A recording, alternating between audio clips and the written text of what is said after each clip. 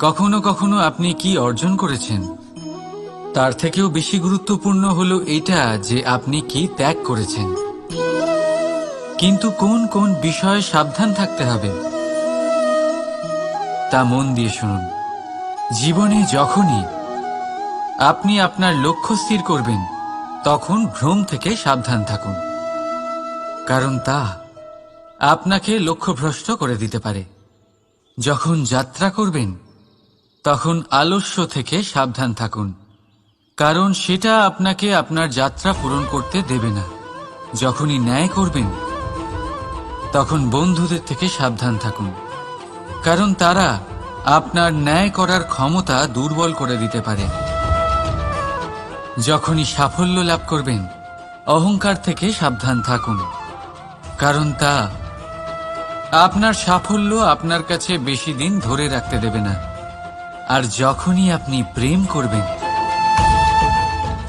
নিজের থেকে সাবধান থাকুন, কারণ আমি আপনাকে কখনো আমরা হতে দেবে না।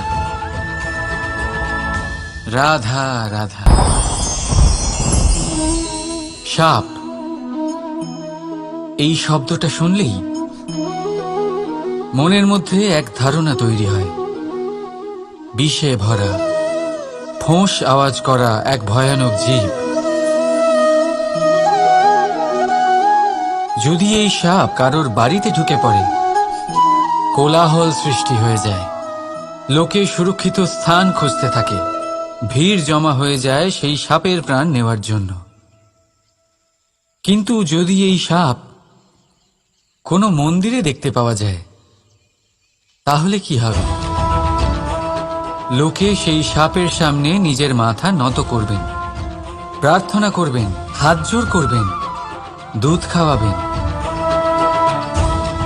তাকে শিবের আশীর্বাদ মনে করবেন। তাহলে এই বিষয়ে আপনার মতামত কি? ভাবুন, মানুষগুলো সেই একই ছিল, সাপও সেই একই। তাহলে পরিস্থিতিতে এত তফাৎ কেন? কোথাও সেই সাপের প্রাণ নেওয়া হচ্ছে, আবার কোথাও সেই সাপকে পুজো করা হচ্ছে। তফাতের কারণ হল সংস্পর্শ আর স্থান। যখন সেই সাপ শিবের সংস্পর্শে ছিল, মন্দিরের পবিত্র আবহাওয়াতে ছিল, তখন সে দেবতুল্য হয়ে উঠেছিল, নয়তো সে আমাদের কাছে শত্রুই ছিল, তাই না? তাই নিজের জীবনে সংস্পর্শ আর স্থানের চয়ন খুব ভেবেচিন্তে করুন, কারণ এই সংসার আপনার ব্যক্তিত্বের আন্দাজ আপনার সংস্পর্শ থেকেই করবে। আর হ্যাঁ, এখানে বিষয় ধনী বা গরিবের নয়, এখানে বিষয় হল সংস্কারী আর সদাচারীর সঙ্গে। সদাচারীর সঙ্গ সবসময় সম্মানের কারণ হয়। রাধা রাধা। এই সংসারে জ্ঞানী কে? সেই ব্যক্তি যিনি বেদের অর্থ বোঝেন, নাকি তিনি যিনি জন্ম এবং মৃত্যুর রহস্যের সমাধান করেছেন, নাকি তিনি যিনি ৬৪ কলায় নিপুণ? না, এই সংসারে জ্ঞানী তিনি যিনি কেবলমাত্র একটা পার্থক্য বোঝেন, পার্থক্য মেনে নেওয়া আর দৃঢ় হওয়ার মধ্যে। শব্দগুলি অত্যন্ত সরল, কিন্তু যদি মন দিয়ে ভেবে দেখেন তাহলে এর অর্থ অত্যন্ত গুরুত্বপূর্ণ। বুঝিয়ে বলছি আপনাকে, যদি মেনে নেন তাহলে হার, কিন্তু যদি দৃঢ় হন তাহলে জিত। যদি মেনে নেন তাহলে কেউ আপন, কিন্তু আপনি দৃঢ় হলে সে আপনার শত্রু। মেনে নিলে ভগবান আছেন, আর দৃঢ় হলে তা শুধুমাত্রই এক পাথর। শুধু এই পার্থক্যগুলি বুঝে নিন, সংসারের সমস্ত কিছুই আপনার কাছে পরিষ্কার হয়ে যাবে। রাধা রাধা। দৃষ্টি, মানুষকে দেওয়া প্রকৃতির অন্যতম শ্রেষ্ঠ উপহার, সেই দৃষ্টি যার জন্য মানুষ এই সংসার দেখতে পারে, নিজের পথ দেখতে পারে। কিন্তু সংসারে দৃষ্টি লাভ করেও সবাই মহান হতে পারে না, প্রসন্ন হতে পারে না। প্রসন্ন শুধুমাত্র তারাই হয় যাদের দৃষ্টিভঙ্গি শুভ হয়। এবারে যারা গোলাপে শুধুমাত্র কাঁটা খুঁজে পায় তাদের, তাই আপনার ভাবনাগুলিকে শুভ করুন আর ভালোবেসে বলুন, রাধা রাধা। আমার সামনে রয়েছে গরুর দুধ, যা 2 দিন পর্যন্ত ভালো থাকে। যদি এই দুধ গরম করে জমানো হয় তাহলে তৈরি হয় দই, যা 3-4 দিন অবধি ভালো থাকে। যদি এই দইকে মন্থন করেন তৈরি হবে মাখন, যা অনেক সপ্তাহ ভালো থাকে। আর যদি এই মাখন ফোটানো হয় তাহলে তৈরি হয় ঘি, যা বহু বছর ভালো থাকে। মানেটা বুঝলেন? তাপ আর মন্থন। জীবনে যত পরীক্ষায় উত্তীর্ণ হতে পারবেন, যত কষ্টের তাপ সহ্য করতে পারবেন, যত মন্থনের বাধা পেরোতে পারবেন, ততই যশ, শক্তি আর সামর্থ্য বাড়তে থাকবে। তাই কর্ম করুন, কঠিন বাধার সম্মুখীন হন, আর মন্থন করে মন শুদ্ধ রাখুন। মন প্রসন্ন হয়ে বলবে, রাধা রাধা।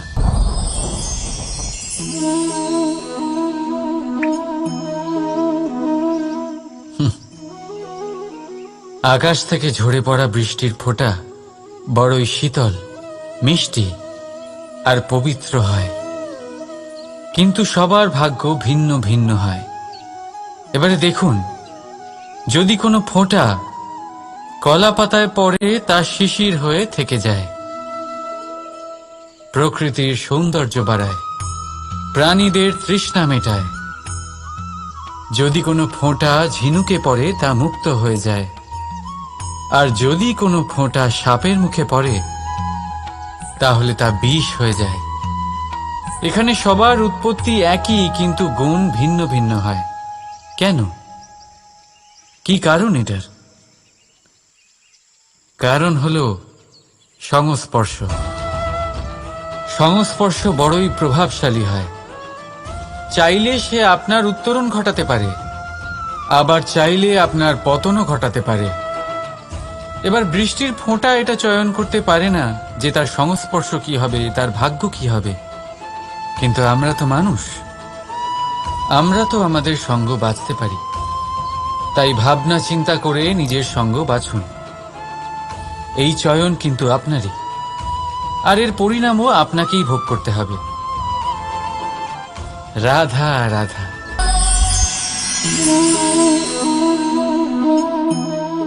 এই ফল দেখতে পাচ্ছেন আপনি? সবাই জানে এই ফলের থেকে বেরোনো বীজ একটা নতুন বৃক্ষকে জন্ম দেবে, যে নতুন বৃক্ষ আবার এমন এক ফলের জন্ম দেবে। কিন্তু আপনি কি কখনো ভেবে দেখেছেন ফল আর বীজের সম্পর্ক এতই গভীর, অথচ বৃক্ষের মূল আর বৃক্ষের শাখার মধ্যে এত দূরত্ব কেন? কারণ দূরত্ব অতি আবশ্যক। যদি আপনি কাউকে নিজের কাছে চিরকালের জন্য রাখতে চান, তখন তাদের থেকে দূরত্ব কিছু সময় দরকারি। এই দূরত্বই হলো সেই কারণ যার জন্য আপনি আপনার সঙ্গীর মাহাত্ম্য বুঝতে পারেন। এই দূরত্বের জন্যই আপনি আরো প্রেরণা পান যাতে তাদের সাথে আবার দেখা হয়। আর সেই জন্য মনে রাখবেন, দূরত্ব কখনোই খারাপ নয়। ফলের থেকে বীজের এই দূরত্বই নতুন ফল হওয়ার কারণ হয়ে দাঁড়ায়। প্রেমের আসল পরীক্ষা হয় এই দূরত্ব দিয়েই। তাই দূরত্বের সাথেও প্রেম করুন, আর ভালোবেসে বলুন, রাধা রাধা। কস্তুরী তাকে ধারণ করে যে হরিণ তার নাভিতে থাকে, কিন্তু সেই হরিণ ওই কস্তুরীর সুগন্ধ নিয়ে তা পাওয়ার জন্য এদিক ওদিক ছুটে বেড়াতে থাকে। সেই হরিণ এই কস্তুরী অবশ্যই পেতে পারে যদি সে নিজের ভেতরে উঁকি মেরে দেখে। এবারে দেখুন, সুর বাঁশির মধ্যেই থাকে, শুধু প্রয়োজন তাকে খুঁজে বার করার চেষ্টা, অবিরাম চেষ্টা। ঠিক এরকমই হয় আমাদের শক্তি, যা আমাদের ভিতরে লুকিয়ে আছে। ভাবুন, যখন পরমাত্মা আমাদের ভেতরেই আছেন, তখন তাকে আমরা বাইরে খুঁজব কেন? আমরা নিজেদের অন্তরে তখনই দেখি যখন অপরের থেকে সাহায্যের সমস্ত আশাই শেষ হয়ে যায়। তাই জীবনে কেউ সাহায্য করবে এই আশা করে বসে থাকবেন না, নিজেই নিজেকে সাহায্য করুন। রণক্ষেত্রে আপনি ভালো সারথি পেতেই পারেন, কিন্তু জীবনের এই যাত্রাপথে আপনাকেই নিজের সারথি হতে হবে। রাধা রাধা। আমার দাদা আমাকে অনেকবার বলেছেন, কানাই তুমি তো স্বয়ং নারায়ণ, তুমি এক তুড়িতেই সবকিছু এমনি ঠিক করে দাও না কেন? এবার দাদাকে কি করে বোঝাবো? আচ্ছা, আপনি নিজেই ভেবে দেখুন, সিংহকে জঙ্গলের রাজা বলা হয়, কিন্তু সিংহ শুধুমাত্র তার ইচ্ছে প্রকাশ করলেই কোনো হরিণ কি নিজেই হেঁটে তার কাছে আসবে? নিজেই কি রাজি হয়ে যাবে তার আহার হওয়ার জন্য? না, কখনোই না। যে কোনো কাজকে সফল করে তোলার জন্য আপনাকে চেষ্টা করতে হবে, পরিশ্রম করতে হবে, যাতে সেই কাজ ভালোভাবে সম্পন্ন হয়। শুধু ইচ্ছে দিয়েই কোনো কার্যসিদ্ধি হবে না। ইচ্ছে থেকে স্বপ্ন তৈরি হয়, তবে সেইগুলো সফল করতে গেলেও আপনাকে পরিশ্রম তো করতেই হবে। মনে করুন আপনার ইচ্ছে হলো খেতে, আর কোনো দয়ালু ব্যক্তি এসে আপনার সামনে খাবার রেখে দিল। তাও তা খেতে গেলে পরিশ্রম আপনাকেই করতে হবে। যদি ভালোবাসার ইচ্ছে থাকে, তাহলেও নিঃস্বার্থ নিষ্পাপ মনে ভালোবাসুন। দেখুন, আপনি স্বপ্নে অবশ্যই উঠতে পারেন, কিন্তু এই পৃথিবীতেই আপনাকে বেঁচে থাকতে হবে। আর যদি এই ধরিত্রীতে আপনি এগিয়ে যেতে চান, তাহলে এই ভূমিকে পা দিয়ে আপনাকে পিছনে ঠেলতেই হবে। রাধা রাধা। জীবনে আমাদের অনেকের সাথে দেখা হয়, অনেকের সাথে বাক্যালাপ হয়। বহু মানুষকে প্রসন্ন বলে মনে হয়, আবার বহু মানুষকে চিন্তিত বলে মনে হয়। কিন্তু আপনি যদি এটা বোঝার চেষ্টা করেন যে কে বেশি প্রসন্ন থাকে আবার কে বেশি চিন্তিত থাকে, তাহলে আপনি এটা লক্ষ্য করবেন যে বৃদ্ধ আর যুবক বেশিরভাগ সময় চিন্তিত থাকেন, অন্যদিকে বালক সর্বদাই প্রসন্ন থাকে, চিন্তার কোনো রেশই থাকে না। এর কারণ কি? এবারে আপনি বলবেন, এত সহজ বিষয়, বালকদের মধ্যে এত বোধই কোথায় যে তারা জীবনের সমস্যা বুঝতে পারবে, কষ্ট বুঝতে পারবে, দায়িত্ব বুঝতে পারবে? বিষয়টা আসলে তা নয়। বৃদ্ধের বিষয়ে যদি আমরা কথা বলি, তবে বৃদ্ধ নিজের বিগত সময় নিয়ে ভাবতে ভাবতে মনে মনেই দুঃখী হয়ে যায়। যুবক নিজের ভবিষ্যতের বিষয়ে ভেবে ভেবে চিন্তা করতে থাকে আজ। কিন্তু বালক শুধুমাত্র বর্তমানে বেঁচে থাকে, আর সেই জন্যই প্রসন্ন থাকে। দেখুন, বিষয়টা অত্যন্ত সরল। আপনি আপনার বিগত কাল পাল্টাতে পারবেন না। এখন যদি আপনি নিজের ভবিষ্যৎ আরো উজ্জ্বল করতে চান, তাহলে আজ নিজের কর্ম করতে হবে, আজ পরিশ্রম করতে হবে আপনাকে। তাহলে ভুলে যান গতকাল আর আগামীকালের চিন্তা, বর্তমানে আনন্দ করুন। কারণ এই বর্তমান আপনার ভবিষ্যৎ উজ্জ্বল করতে পারে। আবার এই বর্তমান আগামী সময়ে আপনার সেই বিগত কাল হবে যার কথা ভেবে আপনার গর্ব হবে। রাধা,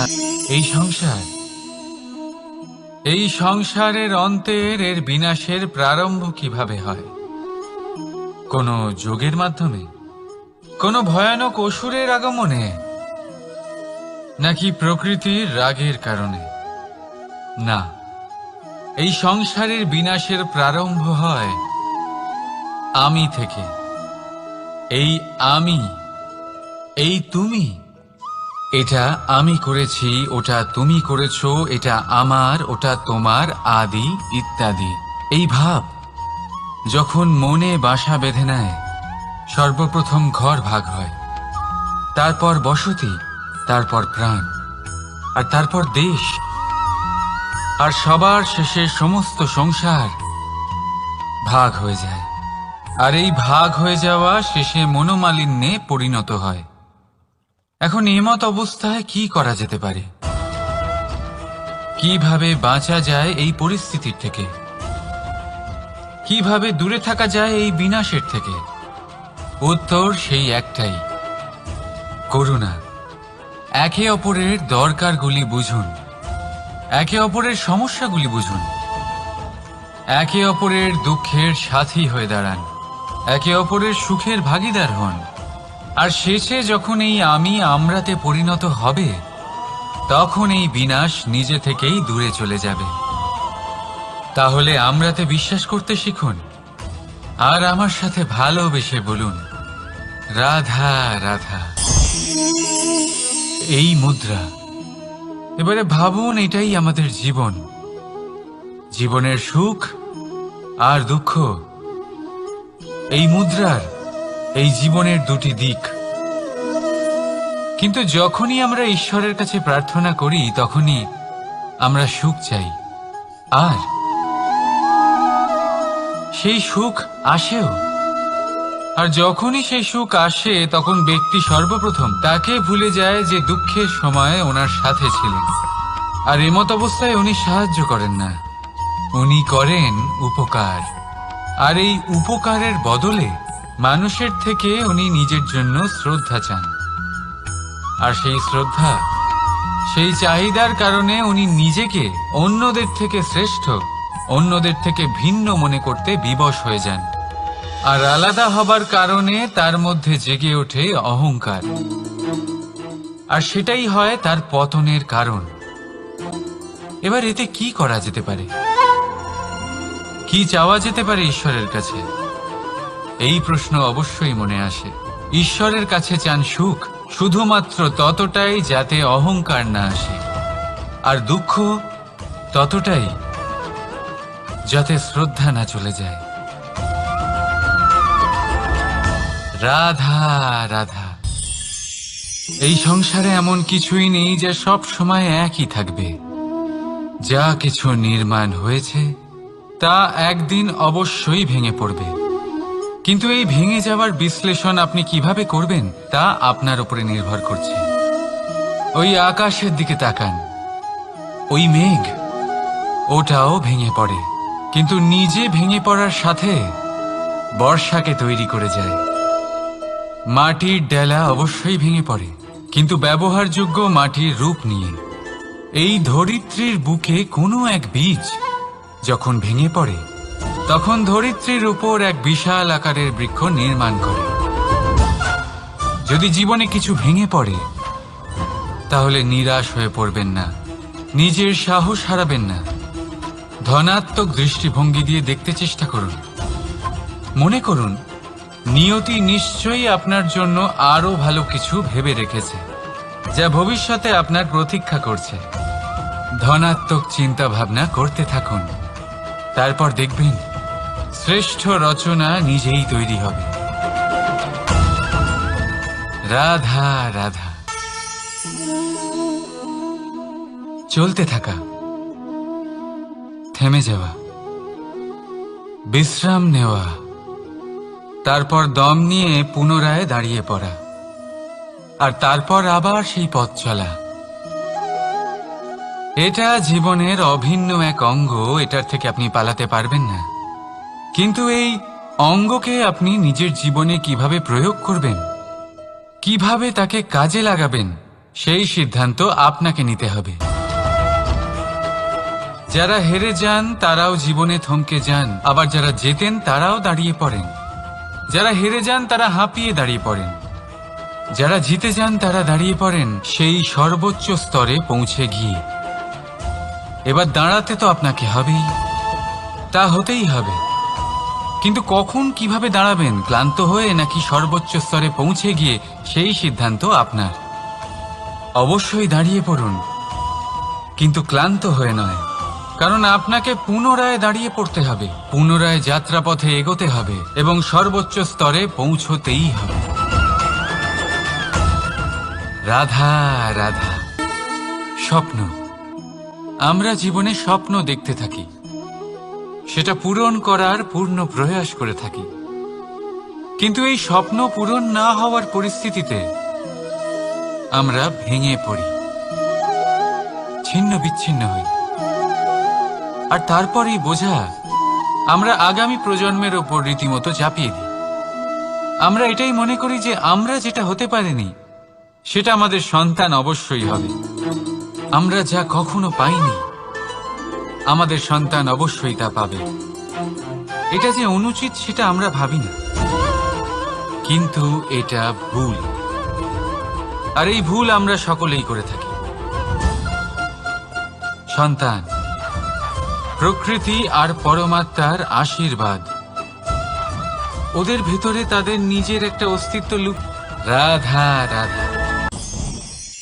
এই পুকুর দেখছেন আপনি, পুকুরের জল কখনো প্রবাহিত হয় না, একই স্থানে জমে থাকে, আর সেই কারণে কিছুদিন পর ময়লা হতে শুরু করে। কিন্তু তাও আমরা একে ত্যাগ করি না, আমরা তবুও একে পুজো করি। শুধুমাত্র এই কারণে নয় যে অতীতে সে আমাদের তৃষ্ণা মিটিয়েছে, কিন্তু এই কারণেও যে যদিও বা সে ভবিষ্যতে আমাদের তৃষ্ণা না মেটায়, কিন্তু প্রয়োজন হলে আগুন অবশ্যই নেভাতে পারে। ঠিক সেই রকমই হয় আমাদের সম্পর্ক, সম্পর্ক যা আমরা বহু বছর পরিশ্রম করে তৈরি করি, যে দরকার পড়লে আমাদের সহায়ক হয় কোনো না কোনোভাবে। সেই জন্য সম্মান করতে শিখুন এই সম্পর্কগুলিকে, শিখুন এই সম্পর্কগুলিকে অটুট রাখতে। কথায় কথায় এই সম্পর্কগুলিকে ভেঙে দিতে শিখবেন না। রাধা রাধা। বিষ, এই শব্দটা শুনলেই মনে অনেক কল্পনা জন্ম নেয়। কল্পনা অসহ্যকর তিক্ততা, কল্পনা অত্যন্ত বেদনাদায়ক মৃত্যু। এবার যদি আপনাকে জিজ্ঞেস করা হয় যে সবচেয়ে বিষাক্ত বিষ কোনটা, তাহলে আপনি কি বলবেন? কেউ বলবে সর্পের বিষ, কেউ বলবে কাঁকড়া বিছের, কেউ বলবে কালকিউটের বিষ। কিন্তু না, এই সমস্ত রকম বিষ সেই বিষের সামনে টিকতে পারবে না যাকে আমরা বলে থাকি কানের মধ্যে ঢালা বিষ। শুনতে অত্যন্ত মিষ্টি, কিন্তু তিক্ততায় অত্যন্ত বিষাক্ত। পেটের মধ্যে যাওয়া এই বিষ শুধুমাত্র একটি মানুষের মৃত্যুর কারণ হয়, কেবল একটি। কিন্তু কানের মধ্যে ঢালা এই বিষ একাধিক সম্পর্কের নাশ করতে পারে। আর এটাতে সেই ব্যক্তির ভুল নেই যে আপনার কানে বিষ ভরেছে, আপনি তাকে দোষ দিতে পারেন না। এখানে দোষ আপনার নিজের, যে এই বিষকে আপনি নিজের উপরে প্রভাব ফেলতে দিয়েছেন।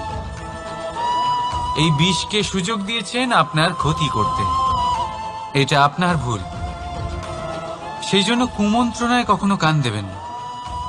আপনার মনে ভালোবাসার দৃঢ়তা জাগিয়ে তুলুন আর নষ্ট করে দিন এই সংসারের সমস্ত বিষের প্রভাবকে। রাধা রাধা। জীবন, আমাদের এই জীবন, সুখ আর দুঃখ, এই দুইয়ের মিশ্রণ। এদের সংমিশ্রণই জীবনের ভারসাম্য বজায় রাখে। এখন এই সুখ, সুখ এমন এক বস্তু যাকে সবাই খুঁজে চলেছে। দুঃখ এমন এক অনুভূতি যা সবার কাছে আছে। আমাদের প্রত্যেকের জীবনে সুখ আর দুঃখ আসতে থাকবে আর যেতেও থাকবে। এটা অবশ্যই জীবনে থাকবে। কিন্তু সফলতা, এটা সবার জীবনে আসে না। কেন? কারণ এই সফলতা সুখ আর দুঃখের দ্বারা প্রাপ্ত হয় না। সফলতা প্রাপ্ত হয় নিজের উপরে বিশ্বাস করতে থাকলে। আকাশের ওই সূর্যকে দেখুন। সূর্যের বিশ্বাস আছে নিজের উপর যে সে সমস্ত জগৎকে আলোকিত করতে পারবে। নিজের প্রথম রশ্মি দিয়ে অন্ধকারকে দূর করতে পারবে। সূর্য এই বিশ্বাস নিয়েই আসে আর কিছুক্ষণের মধ্যেই সমস্ত সংসার থেকে অন্ধকারকে বিনাশ করে ফেলে সে। তাহলে মনে রাখবেন, এই সুখের আভাস, এই দুঃখের অনুভূতি আসতেও থাকবে আর যেতেও থাকবে। শুধু নিজের উপরে বিশ্বাস রাখুন। তারপর দেখবেন এই সফলতা আপনার দাস হয়ে থাকবে। রাধা রাধা। চাঁদ কত শ্রেয়, শুভ্র, কত সুন্দর। কিন্তু যদি আপনি মনোযোগ সহকারে দেখেন তাহলে দেখবেন এই চাঁদেও দাগ আছে। আর এই দাগগুলি থাকার কারণে কি এই চাঁদের মাহাত্ম্য কখনো কমে যায়? কখনো নয়। এর কারণ হলো চাঁদের নিরন্তর চেষ্টা। একবার এই আকাশে দেখুন। এই অন্ধকার সবসময় চেষ্টা করে চাঁদকে ঢেকে দেওয়া, কিন্তু এই চাঁদ সবসময় এই অন্ধকারের সাথে লড়াই করতে থাকে। অমাবস্যা থেকে শুরু করে চাঁদের এই যাত্রা পূর্ণিমা অবধি পৌঁছেই যায়। আর তাই এই চাঁদের পুজো করা হয়। এই কারণে এই চাঁদকে মাহাত্ম্য দেওয়া হয়। এইভাবেই যদি আপনার মধ্যে কোনো দোষ থাকে, কোনো খারাপ কিছু থাকে, তাহলে সেটা কোনো বড় ব্যাপার নয়। চেষ্টা করুন সেটাকে শুধরে নেওয়ার। কিন্তু সেই কারণে নিজেকে খারাপ মনে করা, এটা অনুচিত। নিজের ভুলগুলো, নিজের দোষগুলো, নিজের খারাপ দিকের কথা ভুলে আপনি এই সংসারের ভালোর দিকে প্রস্থান করেই দেখুন না। আপনি দেখবেন আপনার অন্তরের তেজ ঠিকরে বেরোচ্ছে। রাধা রাধা। এই পিঁপড়েদের দেখছেন আপনি? সবাই একই রকমের। এদের মধ্যে তফাৎ খুঁজে বার করা অসম্ভব। মনে হয় যেন ওদের আলাদা আলাদা অস্তিত্বই নেই। কিন্তু যদি আপনি মন দিয়ে দেখেন তাহলে দেখবেন প্রতিটা পিঁপড়ের আলাদা কাজ নির্ধারিত। তাদের আলাদা অস্তিত্ব আছে। কেউ বাড়ি বানানোর জন্য মাটি সংগ্রহ করতে পটু, কেউ ঢিপি বানাতে পটু, কেউ খাবার খোঁজায় পটু, আবার কেউ সেই খাবার আনায় পটু। ঠিক সেরকমই হয় মানুষেরা। মনে হতেই পারে সবাই একই রকম, কিন্তু প্রতিটা মানুষের ব্যক্তিত্ব, প্রতিটা মানুষের অস্তিত্ব ভিন্ন হয়। আর সত্যি কথা বলতে কি, প্রতিটা মানুষের ভিন্নতাই আমাদের প্রগতির দিকে নিয়ে যায়। ভাবুন, যদি আপনাকে কারোর সাথে হাত মিলিয়ে চলতে হয়, তাহলে আপনাকে আপনার সোজা হাত তার উল্টো হাতে ধরে এগোতে হবে। এটাই সৃষ্টিকর্তার সৃষ্টির নিয়ম। ভিন্নতা, এই ভিন্নতাকে আশীর্বাদ ভেবে চলুন। এতে কোনো খারাপ নেই। রাধা রাধা। দাদা আমাকে বহুবার জিজ্ঞেস করেন যে কানাই, তুমি রাধার সাথে এই সংসারকে প্রেম শেখাতে এসেছো, তাহলে কেন তুমি রাধাকে এত বিরক্ত করো? কেন ও তোমাকে বিরক্ত করে? কেন এই ঝগড়াঝাটি হয়? কেন এই টানাপোড়েন চলে? এবার এটার উত্তর আমি কিছুটা এইভাবে দিতে চাই। পিঁপড়ে সেই বাড়িতেই প্রবেশ করে যেখানে মধু উপস্থিত আছে। যদি আপনার বাড়িতে মধু থাকে, কোনো মিষ্টি জিনিস থাকে, মিষ্টত্ব থাকে, তাহলে পিঁপড়ে সেখানে অবশ্যই প্রবেশ করবে। ঠিক এইরকমই হয় আমাদের সম্পর্ক। এর মধ্যে ছোটখাটো ঝগড়াঝাটি, টানাপোড়েন, রাগ করা, মন ভাঙানো, এই সব তো চলতেই থাকে, বিশেষ করে সেই সম্পর্কগুলিতে যেখানে মিষ্টত্ব আছে। মনে রাখবেন, যেই সম্পর্কে কোনো খুনসুটি নেই, রাগ করা, মান ভাঙানো নেই, কোনো ছোটখাটো ঝগড়াঝাটি নেই, সেই সম্পর্ক শুধুমাত্র মস্তিষ্ক দিয়ে পালন করা হচ্ছে, মন থেকে নয়। তাই মন থেকে ভালোবাসতে শিখুন। আর এই ছোটখাটো ঝগড়াঝাটির, এই অম্ল মধুর খুনসুটির আনন্দ উপভোগ করুন, কারণ এতেও ভালোবাসা আছে। রাধা রাধা। এই পুস্তক বড়ই কাজের জিনিস। কাহিনী হোক, কবিতা হোক, স্মৃতি হোক, এতে যাই লিখে দেবেন তা ভবিষ্যতের পুঁজি হয়ে যাবে। কিন্তু যদি কখনো এমন হয় যে এই পুস্তক ময়লা হয়ে যায়, বা যদি কোনো পাতায় আপনি ভুল করে কালি ফেলে দেন, বা কোনো বাক্য লিখতে গিয়ে আপনি ভুল করে ফেলেন, তাহলে আপনি কি করেন? সেই পুস্তক কি আপনি তুলে ফেলে দেন? না, তাই তো? শুধু একটা পাতা ছিঁড়ে ফেলেন, যাতে সেই পুস্তক সঠিক থাকে, সুন্দর হয়ে ওঠে। এই পুস্তকের মতোই হয় আমাদের সম্পর্ক। তার সেই এক পাতা, একটা ভুল। তাই যে কোনো সম্পর্কে যদি কারোর কোনো ভুল হয়ে গিয়ে থাকে, তাহলে সেই ভুলকে সম্পর্ক থেকে দূরে করা সঠিক হবে। সেই ভুলকে ভুলে যাওয়াই সঠিক হবে। সেই সম্পর্ক ভাঙা নয়, সেই সম্পর্ক সামলে রাখুন। কারণ ভুল তো সবার দ্বারা হয়। যদি এরকম করেন, তবেই জীবনরূপী পুস্তক আরো সুন্দর হয়ে উঠবে। একে অপরকে ক্ষমা করতে শিখুন। একে অপরের ভুলকে ভুলে যেতে শিখুন। তারপর দেখবেন এই জীবনে আরো আনন্দ আসবে, আর এই সম্পর্ক নিঃশ্বাস নিতে থাকবে। রাধা রাধা।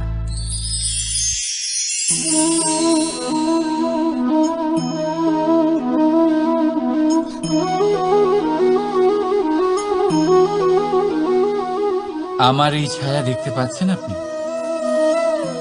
প্রকাশের স্রোত যখন মধুর আর দূরে থাকে, তখন এই ছায়া লম্বা হয়ে যায়।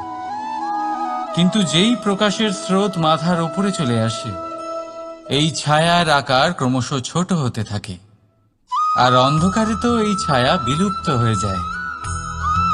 কিছুটা এরকমই হয় আমাদের অহংকার। সুখের আগমন হলে, বৈভবের উপলব্ধিতে এটা বাড়তে থাকে। কিন্তু যেই সংকটের তাপ বেড়ে ওঠে, অহংকার ছোট হতে থাকে। আর যখন সংকটের এই অন্ধকার আমাদের চারিদিক থেকে ঘিরে ধরে, তখন এই অহংকার আমাদের ছায়ার মতোই বিলুপ্ত হয়ে যায়। এই আত্মসম্মান নয়, এ হলো অহংকার।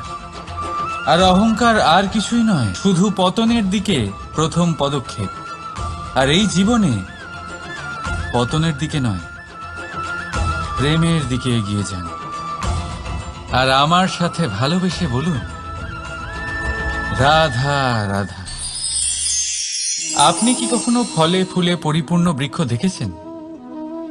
তার ডালগুলো কিরকম স্বাধীনভাবে বেড়ে ওঠে, কিন্তু যদি এই ডালগুলো মূলের সাথে ঠিকভাবে যুক্ত না থাকে, সেই বৃক্ষের মূলগুলি গভীর না হয়, তাহলে কি হবে? তাহলে কি সে সেই সব সুবিধা পাবে? কখনোই নয়। সেই বৃক্ষের ডাল পড়ে যাবে, সেই বৃক্ষ ভূমিষ্ঠ হয়ে যাবে। ঠিক সেইভাবেই চিন্তাভাবনার স্বাধীনতার আনন্দ আপনি তখনই আস্বাদন করবেন যখন আপনার শিক্ষা গভীর হবে। তাই স্বাধীন থাকুন দৃষ্টিভঙ্গিতে, কিন্তু যুক্ত থাকুন শিক্ষার সাথে। রাধা রাধা। সমাজ, আমরা এই সমাজে বাস করি আর বহুবার একটা গুরুত্বপূর্ণ কথা ভুলে যাই। এই সমাজ আমরা সকলে মিলে তৈরি করি। সমস্ত সময় কাটিয়ে দিই এইটা ভাবতে ভাবতে যে এই সমাজ কি ভাববে, আমার কি করা উচিত, আমার কি ভাবা উচিত, কি পড়া উচিত, কোনটা সঠিক কোনটা ভুল। যদি আমি এটা করি তাহলে কয়েকজনের এটা মনে হবে না তো যে আমি খারাপ, যখন আমি তা নই। মনে ভয় উৎপন্ন হয় সেই কয়েকজন মানুষের জন্য। তার কারণ হলো আমরা আমাদের মনের কথা শুনতে পাই না, না শুনতে পারি, না বলতে পারি, আর না করতে পারি। সেই কয়েকজন মানুষের ভয়